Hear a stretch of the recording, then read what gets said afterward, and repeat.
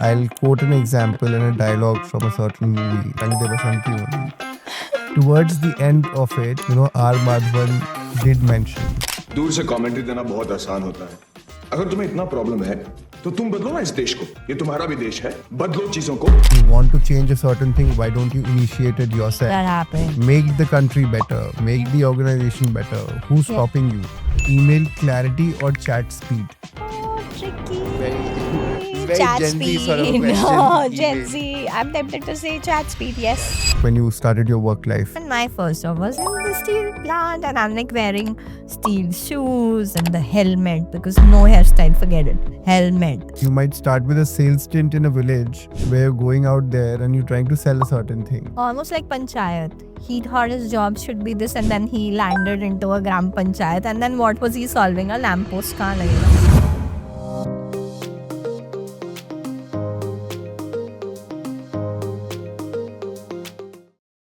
Hi, hello. Hi. Just introduce the topic, at hand. The series is about when I started working. It's primarily for students who've done their, say, graduation or postgrad, and then they're starting their work life, and they get into an ecosystem which is very alien to them.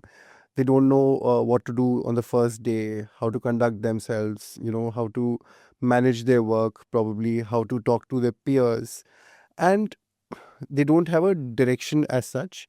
So we're trying to solve that, and just for that, we'll be doing this episode, which is called the Insider View, because you're very hands-on and you see people around you in your organization, and we would want to get those insights in as to how do you see that kids conduct themselves, how do their managers work, Yeah. how all of this ecosystem works together. So we want to do that, but before that I would want to introduce our guest. So our guest for the day is Ankita Bakshi, who's the HR leader from PepsiCo, who brings in 14 years of experience across human resource, commercial business partnering, and regional talent management in the FMCG and the manufacturing sector. She has worked closely across global matrix organizations and has led work across talent management, employee engagement, digital deployment, health and wellness, capability building, culture change, organizational design, and employee relations. All of these things are touch points which you would actually want to cover in our today's episode. So, welcome. Thank you for having me. I mean, those are words that need to go on LinkedIn to make you look intelligent and relevant to the industry. But yeah, thank you for your kind words and this elaborate introduction. No, absolutely, absolutely. It's of course, because the agenda of this entire thing is to make make students who enter work life at ease when Yeah. they start working, and maybe give them a sense of direction at an overall level as well. Yeah. So I'll start with my first question, and I have a list of questions which would, of course, be helpful to the next generation of kids who start working. So Awesome. I'll start with my first question. Yeah. So when you actually started working yourself, and you would have a certain set of mind that this is how my workplace would be and this is how things would be, and you would have felt that it might have been different from what you envisaged it to be, Hmm. how you envisioned the entire thing. So could you talk about some of the misconceptions which you had and which finally broke when you started your work life? Yeah, great question. My first job was in the steel plant, and I'm like wearing steel shoes, like those steel covered shoes, and then the helmet because no hairstyle, forget it. Helmet, and then the fire jacket and hot.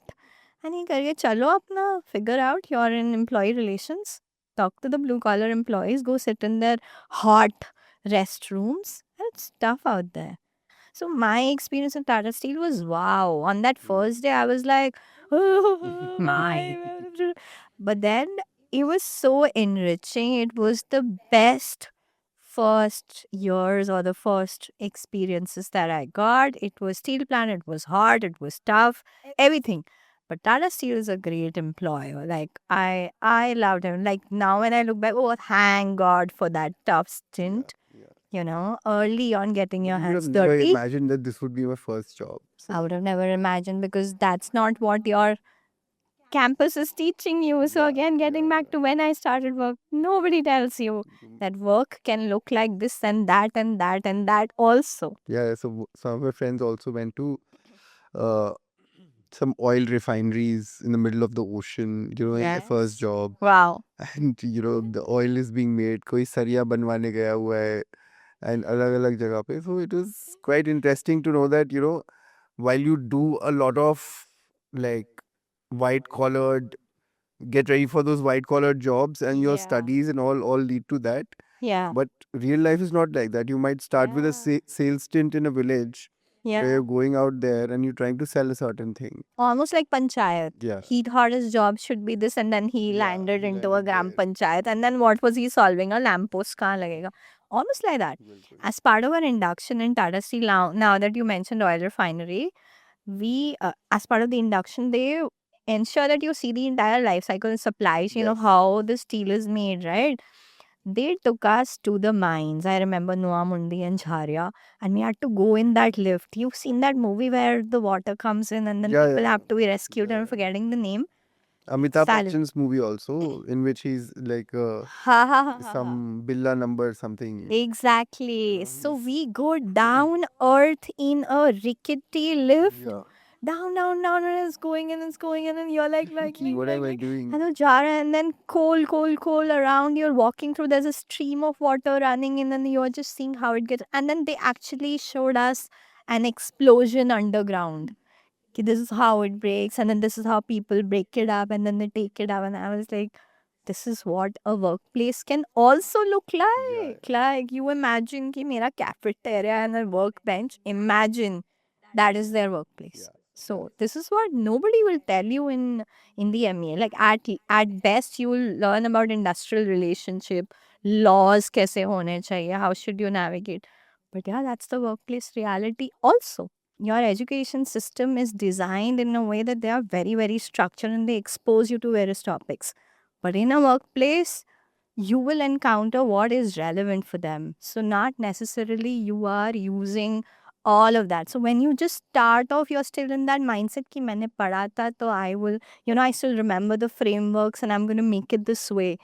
But what is consumable, what is impactful to the customer, what you need to deliver may be very, very different. So, that piece is something that I suddenly felt that I have to unlearn because I am used to making decks and something, but here you got to talk to people, understand what they need, and thereafter do something else than, let's say, analyzing in PPT. Obviously, that as well, but more of the work is different. So that's the first piece, that exactly your your study translating into work, and that's how the day will look like. That doesn't happen. Yeah. It's much wider. It's business, it's hardcore, and thereafter how you add value. So that piece was the first thing that struck me, that yeah, 6 mahine 1 year ho gaya. Yeah, it's not always that, but yes, you need to keep abreast with what you've studied, but apply it constantly to be relevant and add value where you Yeah. are. So don't have that in mind that since you've read a certain thing in academics Huh. and maybe certain statistical data and a representation of it, that it'll always be used. Many Yeah. things may be put into business, like down the line, and maybe if it's business relevant, but not otherwise. So we have to be patient with the fact that business has its own ways of working, might not always be what you've learned in college, and maybe be a little open about how things can pan out to be, and still be a learner, like going forward. So I think that's what I get from what you're saying, Absolutely. that don't get stuck on to ki Yeah. I've done this and so I want to do this. And Yeah. this is a classic example. So I did come across somebody who had done design and joined our creative team and wanted to do pure play brand design. Hmm. And that's not something which the business does, Yeah. at times. So it was different from what the knowledge, what knowledge the person had gained in college. And it wasn't relevant to us. And I couldn't have anything to offer. So we had to design the entire thing from a point of view that, this person comes from a design background. What is the closest thing for them which we can probably have, which would also be business relevant to our customers? Yeah. And then do a little tweaks here and there and then manage to do it, That's a at an classic overall level. example. Yes. Correct. Absolutely. Great. So I'll come come to the first section of what we're trying to do. I asked you about certain misconceptions which were there. I'll come to the next section, which is understanding how work really works. So my next question, therefore, is when someone starts their first job, there is often a lot that is never explicitly said. Nobody would tell you that pointedly that these are 6 things you do and that's how you manage it. Yes. From your experience, what do early professionals most often misunderstand about the unwritten rules of workplace? Brilliant question, Manas. So, unwritten rules of the workplace. Okay, I'm going to be cautious when I also share this, but again, it's very intriguing. It's something that I learned pretty late while experiencing on the job and then facing certain things thrown at me and then growing and learning through mentors, coaches, and leaders. But the important piece, and this alludes a little to the previous question as well. So you're trained into something that's functional and you think that's what you bring to the table, but you are bringing your whole self to work. Yeah. And the organization is not just having you for the value that you bring functionally, but as a person who has leadership as well as functional qualities. So you are here to also contribute to the culture, take that ahead, right? So this is something that nobody will tell you explicitly, that you are here to build relationships, collaborate. That's how work will get done. You may be an expert, but if you are not building sponsors, if you are not collaborating, if you are not networking, if you are not taking people along on a particular agenda, then no matter how brilliant your idea is or your passion or energy to get things done is, it may not land well. It can be called through various names which are which will look big and sound meaty: executive presence, stakeholder management, collaborative culture, and all of that. But it essentially means that you need to read the workplace where you are. Obviously adding value through functional, no doubt about it. You got to be useful, and it's got to add value to you two-way. But your whole self should feel engaged where you are. And for that, you got to read the culture that you are in. You got to read the styles that work, and you got to take people along. That's how you will feel like, oh, I woke up, I want to go to my workplace. I have friends there, I have sponsors there. I know people will sound me off कि यार ये ठीक नहीं हुआ या ये ठीक हुआ. So that's how you will feel that you are learning and growing. Not just, by delivering what you do and then not bothering. मेरा काम बोल देगा, काम नहीं बोलेगा. You will have to find the right ways of ensuring that you are also talking about the work in the right way and rallying sponsors for you. Correct. This is something nobody taught me, and I am possibly still learning how to do it the right way. Well, absolutely wonderful answer. And I know of a lot of people who just concentrate on their work and maybe not showcase at times.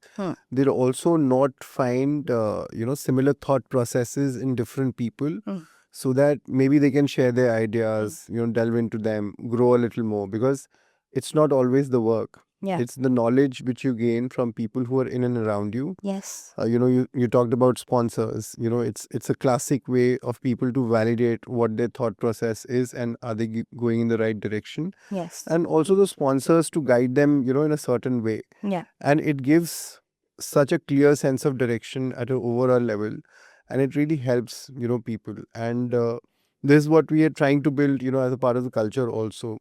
In the organization. So that's there. And I think wonderfully articulated by you. So Thank great, you. great. So we'll come on to the next question now. So ownership is something every organization values. I'm not just give you a job and then you're doing it and maybe you just finish a job, right? But ownership is something every organization values, that I've given something to you. You'll make sure that you do it to the T, and you make sure that nobody else will have to carry the burden of finishing it for you. So you're the one who's doing it for yourself. So it often means more than just doing the assigned tasks well. What does ownership actually look like from a leadership perspective? Um, in most organizations, you hire people of a particular pedigree, right? You know that somebody has the right amount of skill sets or basic education foundation to be able to deliver your job. So, mota mota we assume that ownership and competency sab mein hai. How do you really go cut above? How does leadership, how do they recognize that this is a person who's extraordinary, is taking ownership at another level, is somebody who needs to be looked out for, is when you are assigned something. A lot of things may be business as usual, BAU, but you are figuring out solutions to that complex problem on your own without coming back and saying, oh, this one did not do it. Oh, I was waiting for the data from here. It didn't come on the right deadline. Sorry, you are rallying your own relationships, making that happen, and then going back to your manager to say that these are the complexities I encountered and the challenges that I faced while you gave me this task. And this is how I feel this should be done, and this is the result. So you are completely end to end owning it, to the extent that you are not here to blame anybody who's not put their pieces together, and you figured out your way. At PepsiCo, we celebrate this, and it's a core competency, and we call it act as owners. And it is about that. Everything may not be written, processed, and already done. There may be things, and even now, the world is evolving so much, things get thrown at you. So figure, swim around. The second way I would say that how you get specifically noticed in orgs is when you raise your hands for something more and beyond. There is a particular path that you are hired for, and you will feel this is what I get paid for. However, there is always more future forward work that needs to get done. Something that's part of nobody's JD, falling through the cracks. Correct. Am I picking those up as well and ensuring that I make my manager, make my org look good? Ensure that no balls are falling. That's how, those are the people who are saying, yeah, this person is going up and beyond. Let's put this person on a fast track, or let's put this person on the important project that we are forcing. That's how you are able to obviously cut above and really prove that, you're out there to make a difference. You're out there to not crib. You're out there to make it happen. No, absolutely. I think many a times, I personally, like over a period of time, what I've realized is the people who are there in my team Yeah. need to take my job away, first of all. Yes. And that's what, ownership to me is, that if you're doing a certain work and if you're able to drive it yourself, if you're able to manage the stakeholders to comply and make sure that your deadlines are not missed because of them, and this you're doing it yourself and not leaving it, to the others, that I reached out to them, but it didn't happen. And I couldn't do it. That's a very precarious situation, not only for you, but also for the organization. Yeah. We want people who are able to drive things, have a certain level of conviction to drive those things and, bring home the point and, get the job done. I think those are the people which most of the, organizations want. Yeah. Even your bosses would really appreciate if you're able to do that on your own, most of the things on my own. Yeah. And it happened with me in my first job. And when I started working myself, I was not inducted very well, maybe. I did get to know that I have to do digital marketing. I knew what to do about digital marketing. But then I was like a very curious kid. I was asking a lot of questions. Okay, how's this done? How's this done? And kept on nagging, and kept on asking a lot. Maybe sometime, till a point that my, boss came up to me and said that This is what his boss had told him once. Huh. He said that things which you struggle to do and you find on your own, and if you're able to crack through, and if you're able to do that, if you're able to crack it on your own, you'll remember it for your life. But if I just tell you that, you Wow, do brilliant. two things Yeah. and do it yourself, you'll forget it. I've just told it to you, and you're doing something which, there are two processes, and you just do it. Because you researched, you went through the pain of going through the process of finding out something, it'll Yes. stay with you all your life. And I think that's where, for me, ownership means that now, that I'm able to solve a certain thing through and through on my own. And that's what I tell everybody who's managing work in and around me, that if you're able to crack that, of course there'll be certain guardrails which should be given to you, there'll be certain other things which should be given to you, but you need to drive things, and not all Yeah. the time your bosses will be around, Yeah. your peers will be around to solve it for you. Yeah. So if you're able to do that, you solve it for yourself, for the future also. So that's something I think, like, for me, ownership is that. You And put it works brilliantly, out well, right? Manas. Yep. I 100% agree. And this is one of the fundamental foundations or philosophies of coaching. Like, as managers, we are very, very tempted to give the right answers to the teams, right? ऐसे कर ले, you're stuck here, do this. This is what has worked in the past. However, then you're not letting them figure out, think, at the end of the day, eventually take up your job. What you said is powerful. Yeah. You're not allowing them to grow. There's a model that we follow in coaching. So the get idea is to ask questions in a way that the person, the coachee, thinks up and comes up with the solution on their own. That way they have the maximum buy-in because it came from me. You don't have to inspire them towards a goal anymore. And secondly, you just developed a person who has the ability to navigate the complex and come up with their own answers. So that's how you grow teams and make yourself redundant in a way. So this brings me to my next question, which is, many people assume that good work should naturally speak for itself. And I've seen people, like two sets of people, one who's very hardworking and actually contributing to the team, and the other one who's just like taking it easy, maybe not managing it well, but showcasing it very well. So, but in reality, visibility and relationships also matter. How should early professionals think about balancing performance with relationship building? Yes. Again, very, very good question and very, very relevant and useful for every professional who's out there. Um, I would say good organizations, great organizations, they are truly inclusive. So there are people who will have styles, right? Um, there are people who just focus on work because they are introvertish, maybe not so comfortable with networking, building sponsors, talking about their work, being the first one to raise their hands, or miney kinds. Maybe not, but there'll be people who are extroverted who for whom it is very, very natural to speak out, to talk about the work, to constantly keep nudging and updating people, knowing that style. It's like a style. Great organizations, great leaders will be able to read through, see through.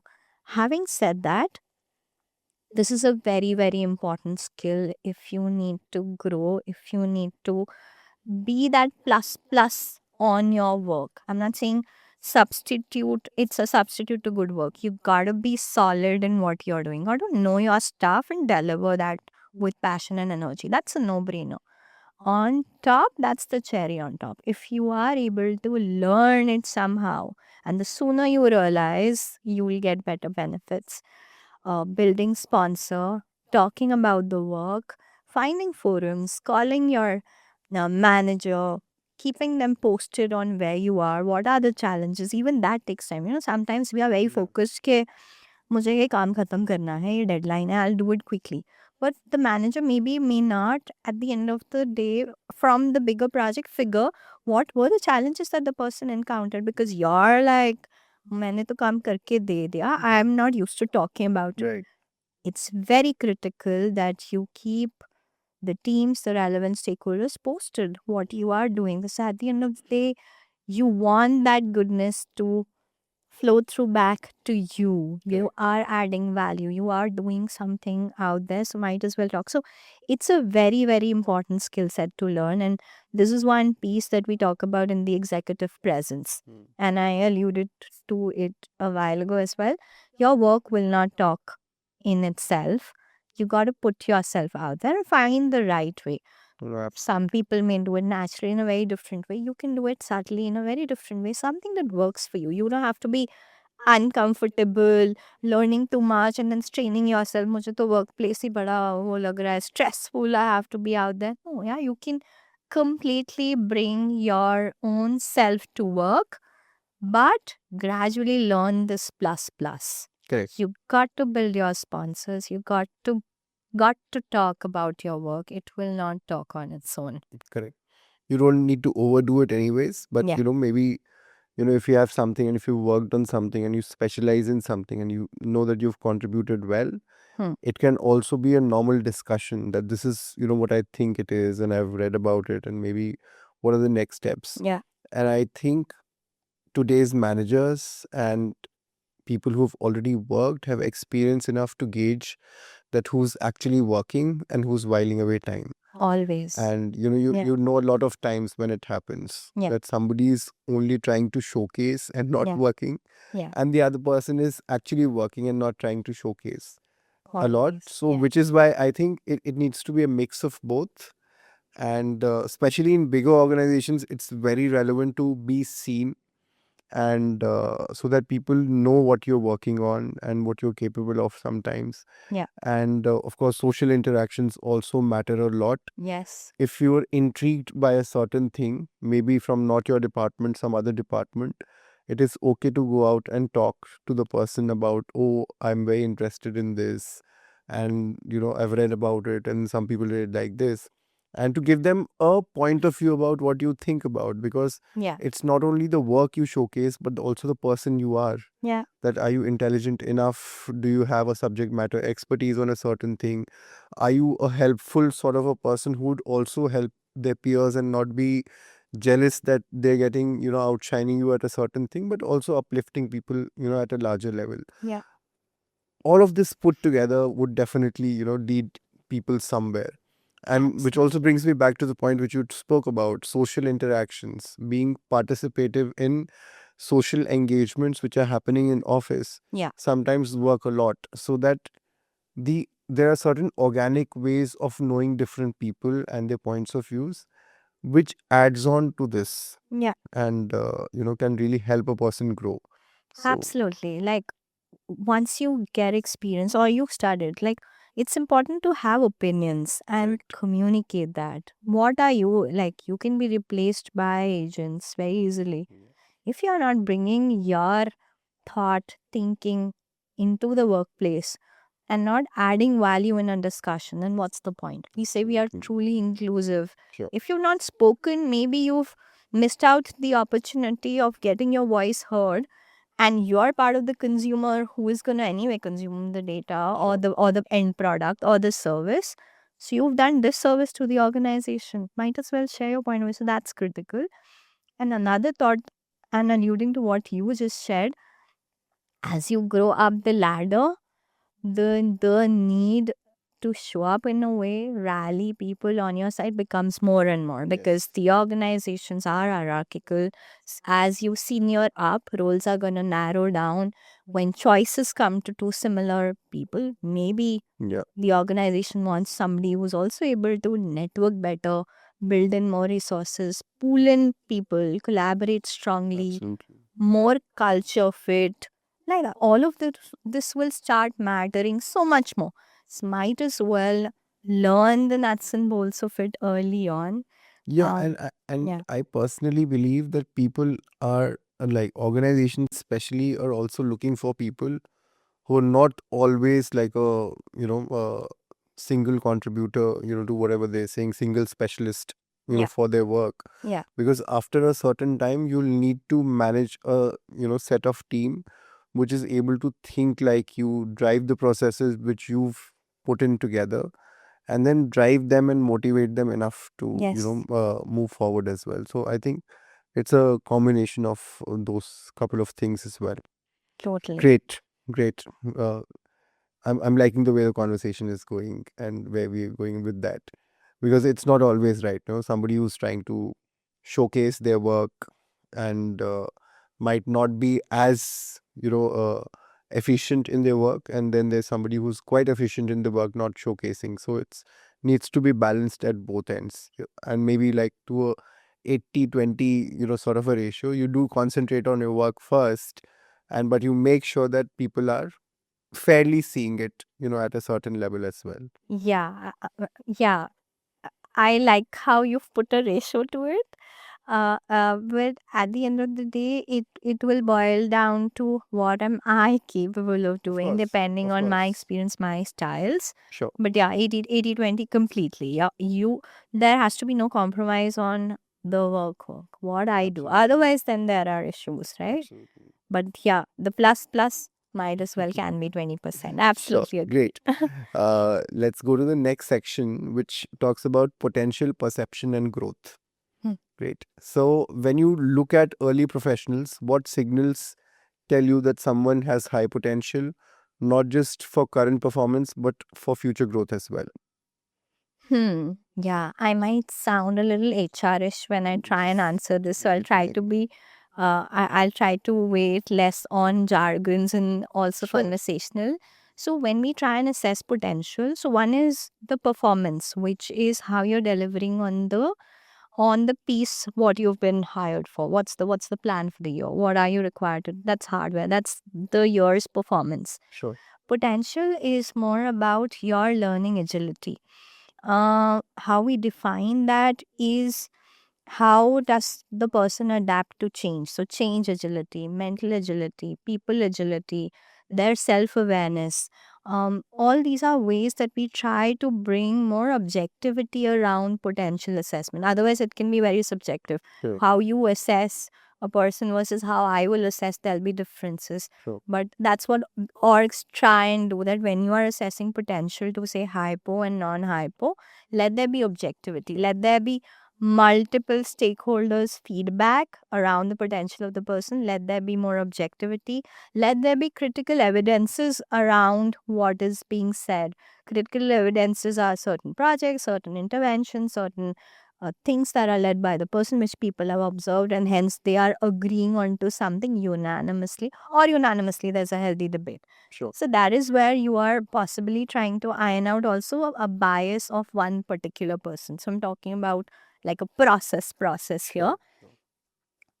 Now, in a conversational style, if I were to answer your question again, potential, how how how good is the person in picking up cues of what is needed additionally apart from my just bare minimum performance?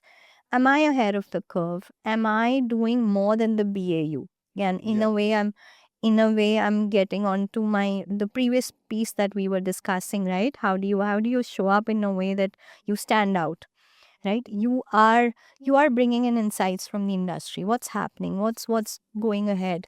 You are picking up more pieces. You're raising hands for unusual work. You're raising hands for things that critically matter to the organization, or are important pieces or milestone and north stars that need to be chased for your entire function. Sure. So that's how you bring in the fact that yes, you are a change agent. You are adaptable. You're not focused on a particular, this is how I will work and that's the process and that's about it.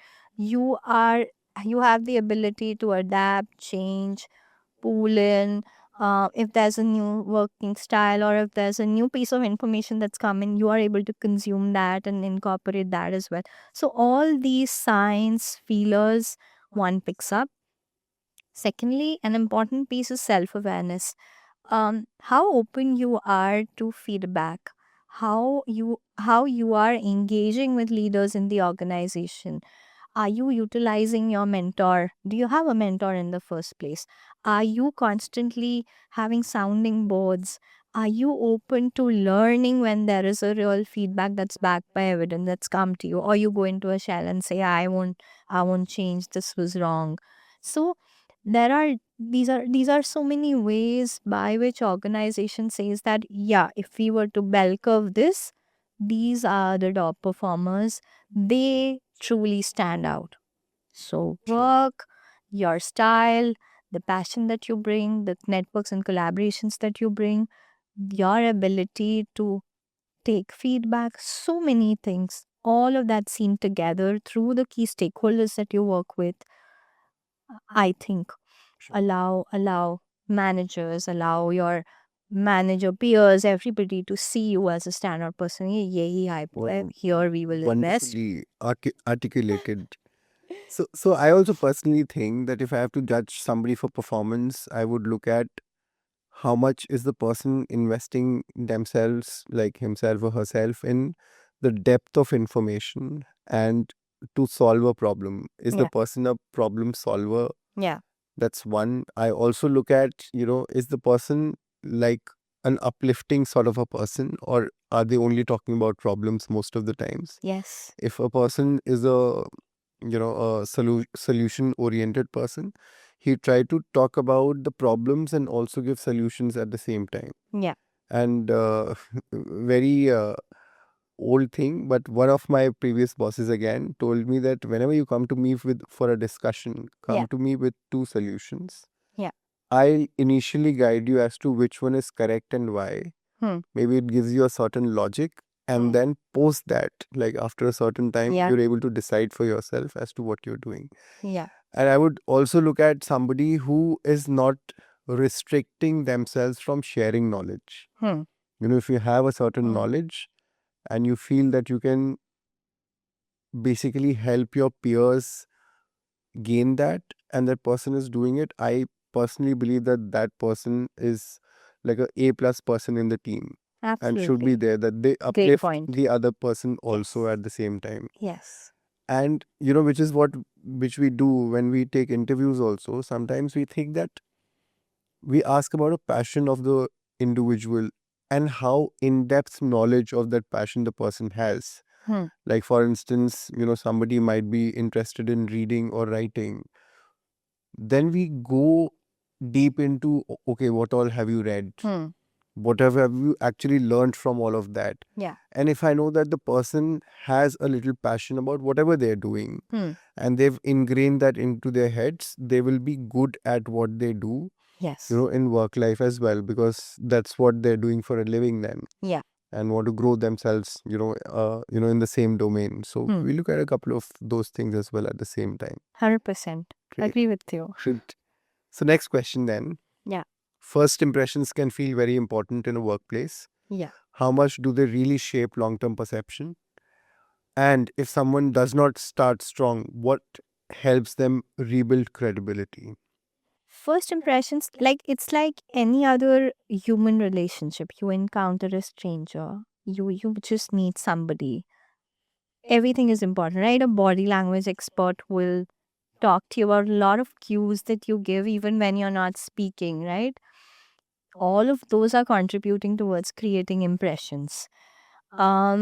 It applies to the workplace as well, however a little less, because there you're not just going with that, you're going with something else, and it's more long term. So Yeah. first impressions, again, they are important. Now if there's something that has happened which has spoiled the first impression, and there's something untoward or there's discomfort, it can definitely be mended. It's all about, so in HR we call this transactional analysis. It's about human relationships. The idea is to build the trust back, communicate honestly. Why will it not come back? Because we're human, we are made to err. It's fine. It's important to own up, be honest, share what went behind. If your intent is clean, there is nothing to worry. You can build back the trust. You can mend any wrong first impressions that you've made. You can go back from here to here. I strongly believe that. No, absolutely. I personally believe that, and in fact, in one of our earlier conversations, we also spoke about that there are different peaks to people. People who might not have done very well in school, many of them peak post their school and college when they realize the seriousness of a lot of things, and that's when they peak at a larger level. Yeah. So there's no time to be good. Even if you've not been doing great earlier, you can always work on it and overcome that barrier and be on the other side of things, from a perspective of doing good for the organization and for yourself also. In fact, many a times, and something which people take very negatively is the entire process of PIP, which is a performance improvement process of the entire thing. And we give them a feedback as to, okay, these are 6 things, and these are maybe articulation of how you could have done better in a similar situation, and something which we look at going forward. And people do not receive it very well. Yeah. People have a very negative thing that I'm on a radar now Yeah. and I'll be asked to leave. Yeah. And they don't look at the opportunity that people are working with you to maybe solve it for you and for the organization as well, because both of the things need to align to each other. Yeah. You might be doing great for yourself, but not for the organization at times. And if these two things do not match, there's no alignment. Yeah. So that needs to be worked out. And we've seen people who have actually embraced it well. Yeah. They're one of the top performers working for us in the organization right now. Yeah. And they've been like people who are very good at what they do, but they've gone through a process of PIP to understand, and that's a jolt which sometimes people need Yeah. to be on the other side and do good work at times. Absolutely. Sumanis, PIP is an extreme, right? PIP Yeah, is that's the still an formal extreme. process. That's Like a still a little feedback more also might, Exactly. Like even a feedback which is constructive in Correct. nature, which is based on some evidence. True. Even people feel uncomfortable taking that. Like we are as humans very wired to listen to good things, while we may be critical as well. It's just how you are wired. But it does jolt you up. The right mindset would be to take that feedback as a gift, because at the end of the day, 100 people may be watching you, picking up cues, may not come up to you and share. Sure. If your manager or somebody is actually coming and giving feedback, always assume positive intent. Sure. It's for you to maybe not do that again, or grow from it, or learn from it. And at the end of the day, it's for me, right? I may choose to say, oh, I don't agree to that feedback, it wasn't good. Or you may say, okay, this is the parts that I can really work on. Assume positive intent and work. Now, again, PIP. I would say not to be taken personally, because every individual can bring impact in various ways. Maybe in a particular setup, in a particular team. And I'm saying PIP because I'm assuming there may have been feedback cycles and it has led And to a then led PIP to a because you've not PIP. kind of worked on Yeah. it. Maybe you've not taken it seriously You also. haven't taken it seriously. You haven't done something about it. It's become a PIP. So at that point in time, maybe it's a mismatch of something. Maybe your skill set, your mindset, your temperament, your hardware and software. Some of anything is not in tune with what the organization needs. Go and apply somewhere else. Figure out something else. Or something else was meant for you. Like, it's important to be always positive. It's never coming from a space of, oh, no individual will come and say, I to just want to harm people. Nobody does that. It comes to that sometimes. It looks like that. Yeah. But yeah, I would say that, the right mindset is to say that I will work on that. If it is relationships, I will take out what I can from a PIP, from a feedback, from an impression gone wrong, and do that again and make it happen. Yeah. Make it work. We'll come to the third section, which talks Yeah. about the workplace today and tomorrow. And my next question is, from an HR perspective, how would you evaluate performance in a workplace where AI tools are increasingly part of the output? What still signals real capability? So you will keep asking me one kisu question after the another. So I'm gonna give you a boring answer on this again. So AI into what is real capability? See, again, there is right now across a little bit of fear and anxiety about what AI will bring and what are the jobs that it can replace. The reality is, it is here to stay. So, the mindset should be to embrace it, to make your work more efficient right now, and obviously keep eyes on the future. Um, 30 years ago, there was industrial revolution that came, then internet came, then UPI and everything. So there'll be constantly things that will disrupt how you think work can happen, or what is profitable, what does the consumer want, and it'll keep shifting. Sure.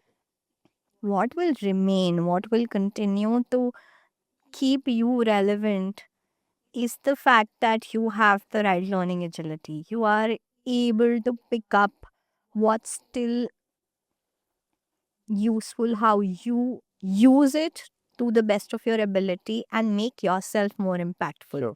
So, adoption. So, first piece is mindset. Then the change agility, pick up, upskill, and apply. Right? That's how you remain relevant.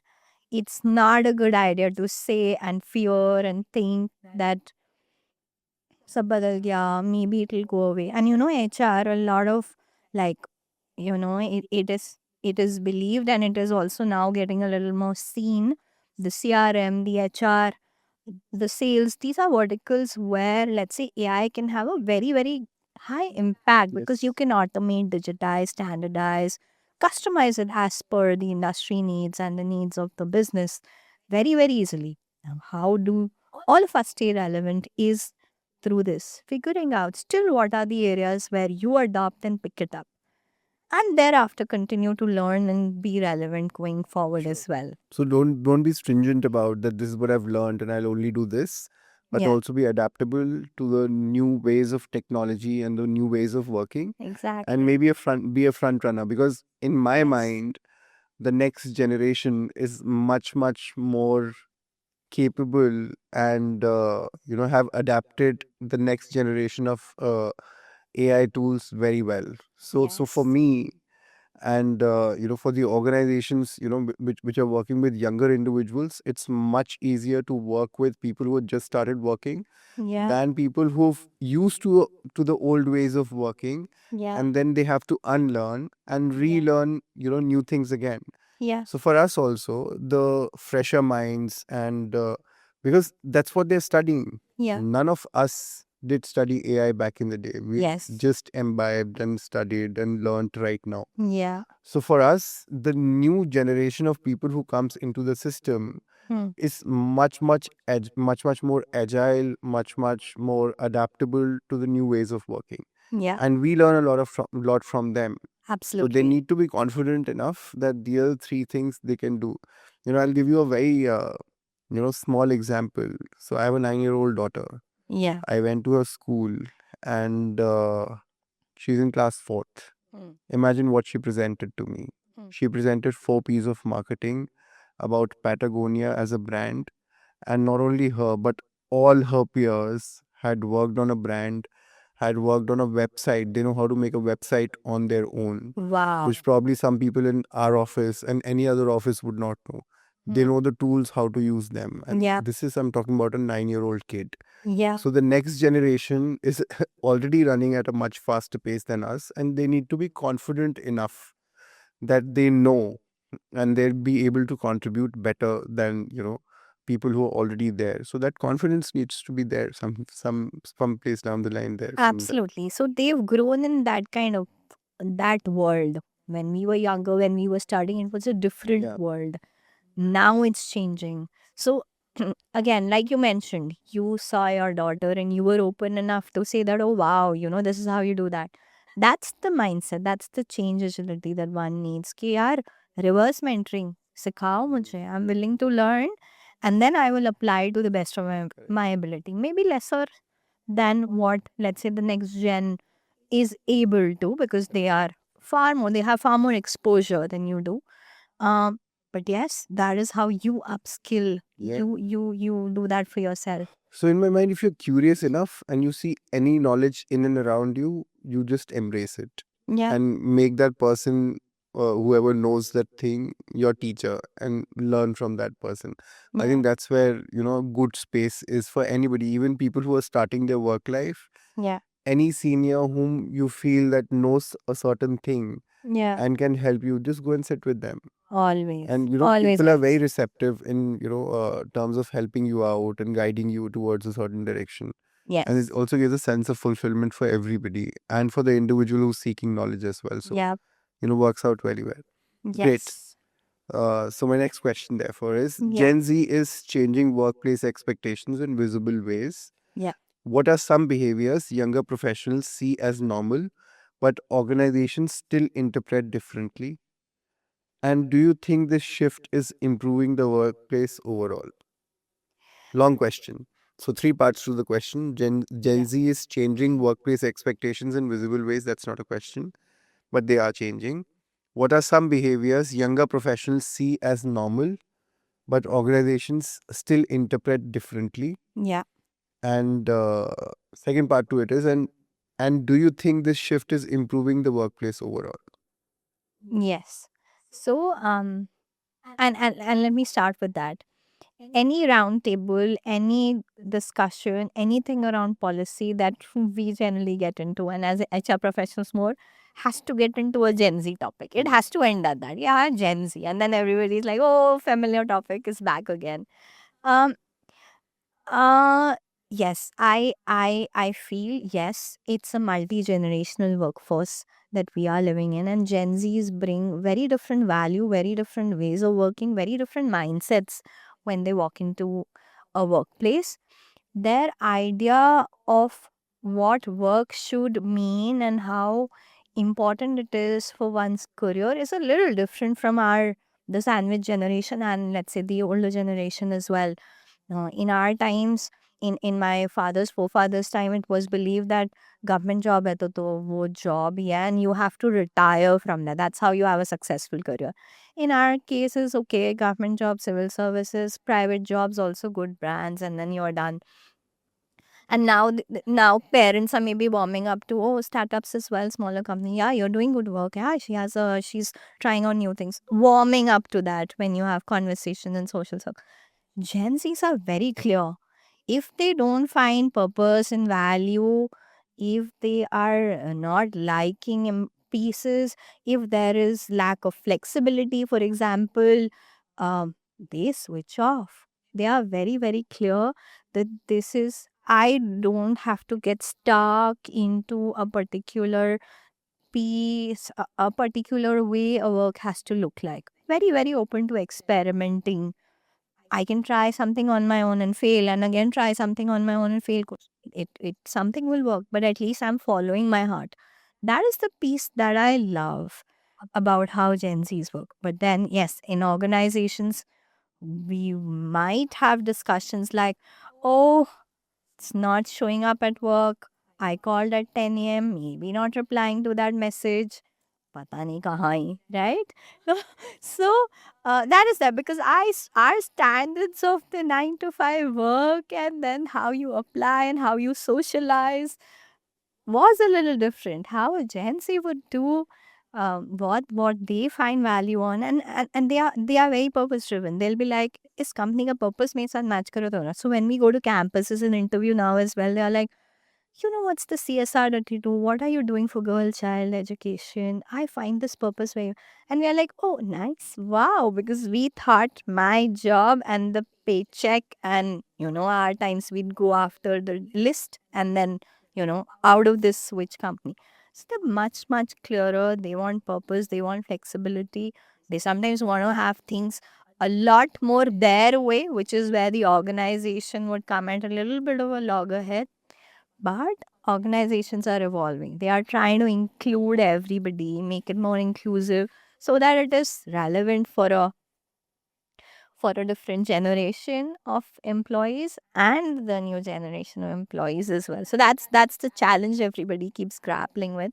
But it's about again being inclusive No, at the end of the absolutely. day. I think it is both ways. And right now, I'll also, again, now that we are talking, I'll quote an example in a dialogue from a certain movie. and it's again Rang De Basanti only. Towards the end of it, Yeah. R. Madhavan did mention to people who were cribbing about what's happening. Yeah. They was like, "इस देश में ये नहीं है, देश में वो नहीं है, कुछ Yeah. नहीं है." Huh. Similar is the case with an organization also. Huh. You can crib about the organization or be a part of it. Yeah. He mentioned that you are a part of this country, right? Hmm. You are what your country does. Hmm. And you are the change maker of it also. Hmm. Don't sit back and crib about कि इस company में ये अच्छा नहीं चलता, वो अच्छा नहीं चलता, क्या अच्छा नहीं चलता. Hmm. You are the people who are formalizing the culture in the organization. Hmm. Hmm. You've accepted a certain thing. If you want to change a certain thing, why don't you initiate it Make yourself? that happen. Make Yeah. the country better. Make Yeah. the organization better. Who's Yeah. stopping you? Like, but people think that, I can just sit back. I'm new. What do I do? This is not a certain way of doing it. Yeah. You can always do it. You can change it by the way you condition things and Yeah. impact the people around you. And Yeah. that's what the attitude should be. Yeah. कि नहीं है कोई बात नहीं है मतलब if it is important not only to you but your peers also, go talk to the HR, say that we'll do 2 things. Yeah. We'll organize 2 meetups in which we'll talk about these things and then try to solve it. Absolutely. And that's what I personally believe, that Gen Z is very capable of doing it. Yes. And very, very recently we've interacted with some new people who've joined in. They've come back with solutions like this. Yes. And because they are resourceful, they of course have the means. We have AI everywhere. They know how to solve things. They'll not get stuck. And if they want to move ahead, they are more than open to resolve things, formulate things. Hmm. I just came back from my office. There are 2 people who had just joined office. Hmm. And I haven't seen anybody in the earlier generation just walk up to me like this and talk to me about it. Hmm. And they said that we've just joined today Yeah. and we wanted to have a chat up with you Yeah. as to how are you, what do you do, So how that's do so you do it. good. Yeah. None of the kids like they're 21-year-old kids who are Yeah. just walking up and talking. And I remember our age, we used to think twice before reaching out to somebody, doing those things. Yeah. So they're much Mindful more of confident. hierarchy. Yeah. So they're much more confident. Yeah, They yeah. don't have any, reservations about if I'm reaching out to my boss's boss and, things Yeah. are It's there. totally fine to walk up and talk. Yeah. Yeah. Pretty confident about Yeah. things. So I was very impressed, frankly. Yes. If people are able to do that, Yeah. great. I love the part where you said be the change that you want to see Yeah, in the world. yeah. And it solves everything for everybody. Absolutely. Like Agree with that. your peers will appreciate your efforts. Your seniors will see that this is somebody who's trying to be, walk the talk also, and Yeah. would be a good leader for the future probably. Yeah. Trying to solve problems and not only cribbing about things. Yeah. And for sure, a go-getter. Works out wonderfully well. In my scheme of things, if I have to hire somebody, I would definitely hire that person Yeah. and go ahead with that. Great. So, which brings me to, I think, the latter part of the conversation, and it's like one of my final questions, and it is the closing questions for all the guests also. When you think back, to your own very first job, what would you have done differently? And if you had to leave early professionals with one insight they should carry into a workplace, what would that be? So, your first job, what would you have done differently? And if you have to leave one advice to them, what would that be? The first part of the question, I'll give a little philosophical answer Sure. to say that no regrets. Everything is part of the learning and the growing process. Sure. I think I would still have done the same thing. Shocked at the first job, where am I? And then figure and swim through and lag, then grown and all of that. Made those mistakes that one needs to make as part of the growing process.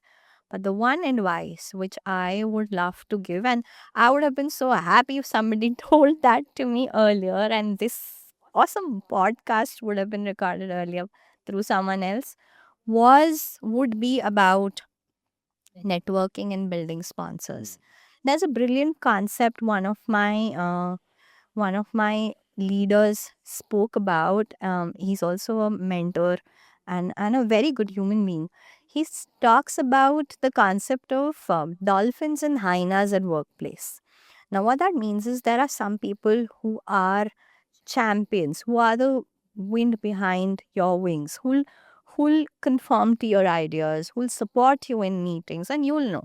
So they are the dolphins. They're gonna talk behind your back as well to say that, oh yeah, Ankita is a great performer. If she's saying this, let's go with that.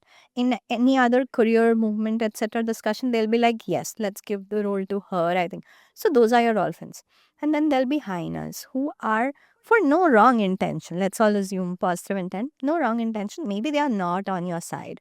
So those are your hyenas. Maybe those are still not your converts and you've not tapped onto them and you've not positively impacted them in some way, or unmindfully they are on the other side because of something you may or may not have done.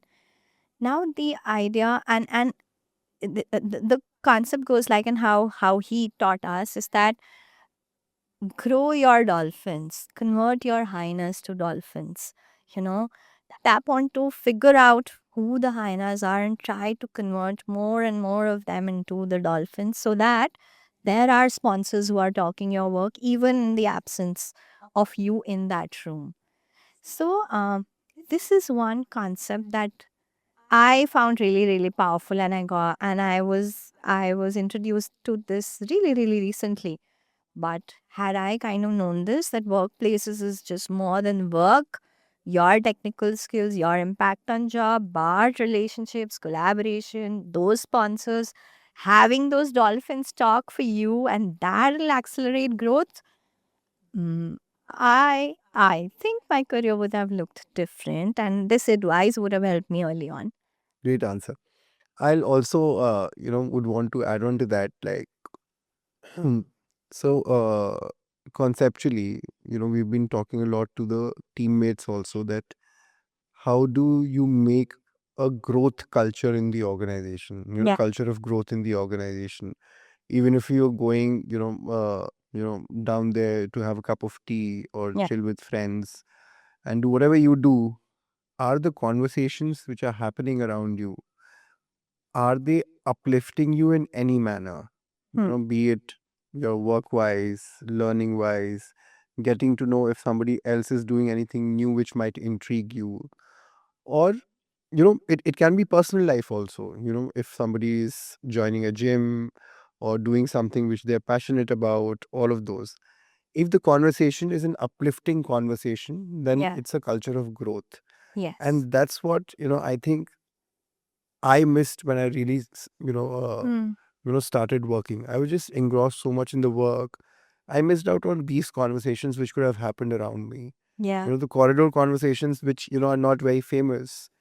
The corridor conversations also help to lighten you up, in terms Yes. of just the learning and just somebody putting a hand on your shoulder and saying it's okay, Yeah. it'll all fall in place. Yeah. All of those things, I think that's very important in the larger scope of things as well, Absolutely and works important. very well.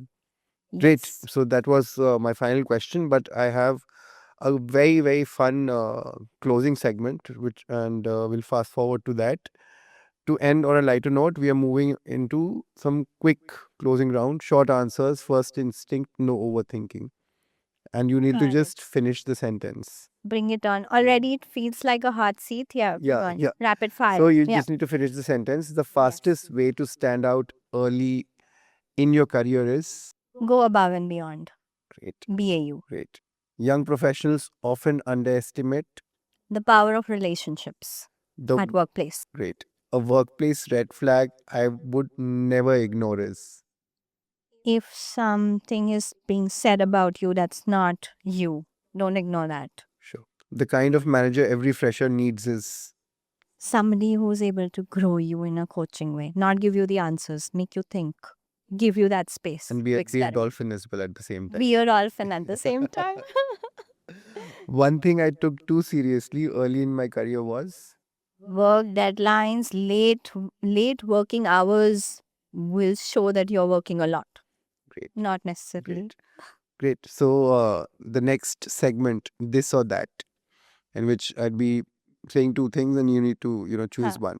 Huh. What do you think holds more value in workplaces in reality? So my first one is feedback immediately or feedback later.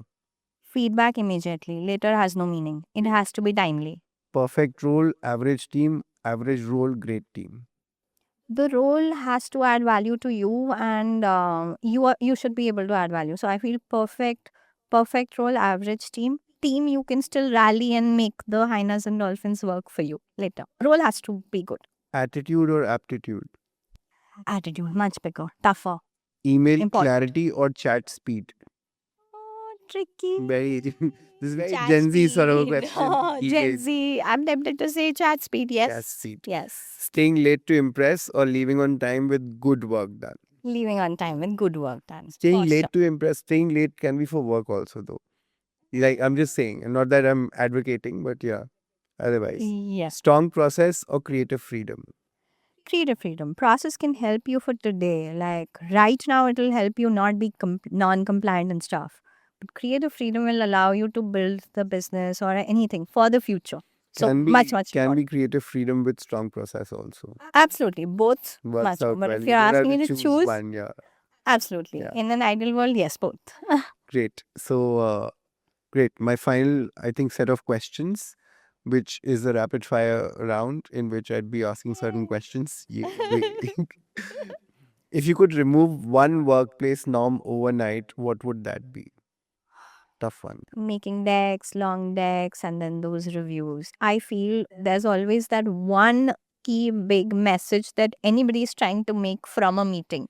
But we have to sit through all the slides and discuss and all.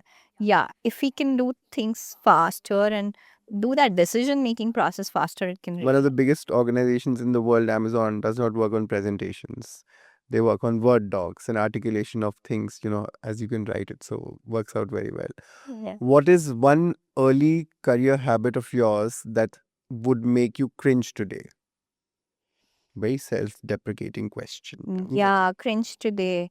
Yeah, sitting till late, trying to complete all the work. You Yeah, can never yeah, complete all the yeah, work. yeah. And I will be like, one more thing, I'm just coming home, mama. I'm just Yeah. finishing this, finishing this.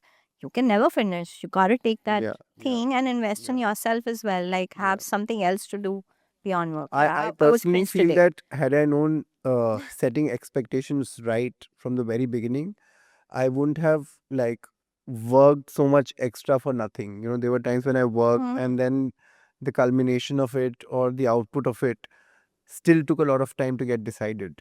Yeah. So, rather I would have rather known how to set expectations right, at the right time also.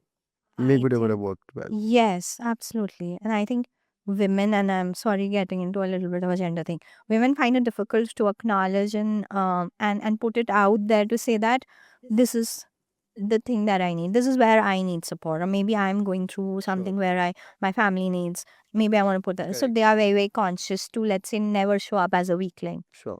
and not raise their hands. That if that role I want to do, maybe hesitate. How will it show up? That hesitance, I think I would cringe today. I would really put myself out there, not think about what others will judge you, be confident, and set those boundaries up front. Wonderful, wonderful. In fact, just a pointer from our organization, most of our business heads are women. Wow. Like out of like 16, 17 of them, there are only I think one boy who's the business head. Rest all of them are women, and we are very proud of it and the way the organization has carried themselves. Awesome. Great. So the Congrats. so the next question is, uh, what is that one thing freshers stress about that almost nobody else is actually noticing? What's your job? What's the project like? How cool is it? I know, like when we get interns to work on a project, the only thing they're discussing, what are you doing? Are you using digital? Does your project talk about benchmarking? Or I'm doing like this cool works? Nobody really cares. At the end of the day, whatever project you have, what you've done on it is what gets evaluated. But there is so much chatter in in that. तुमने इसके साथ काम किया. This is what your project looks like. My project looks bigger. Yeah. What is the funniest or most creative excuse for missing a deadline that you've heard? Funniest or most creative? Oh. Non-funny and boring answer would be उसने नहीं दिया था तो मेरा miss हो गया. I am never at fault. Yeah, that I had given it to them. They had to do something. Somebody else they need was reach to back add to us. their part. So it's missed out like that. Yeah, and I didn't. Yeah. And then the last one, if your early career self had a tagline, what would it be? Early career self.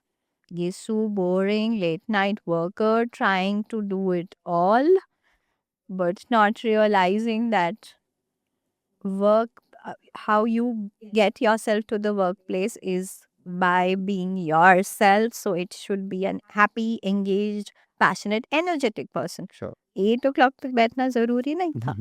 No, true. Great. I think that brings us to the end of our conversation. And there were so many things to learn. There were so many things to learn about everything, about Mutually, Manas, I think I learned a lot from you as well, your absolutely. I experiences. think we learned about how the attitude should be when you enter work life, how you navigate through the systems, how you showcase yourself as well, how you're confident enough to go out there and maybe put across your point, maybe set some expectations right also for yourself Yes. and the others, and Yes. how you uplift your ecosystem, how you Yes. uplift each and everybody who's in and around you. And I think that is very important in the larger scope of things. And I'm glad we had this conversation. Thank you so much. And So thankful to you and the team for thinking that I could add some value. So really, really grateful. Thanks. It's been fun talking to you. great. Thank you.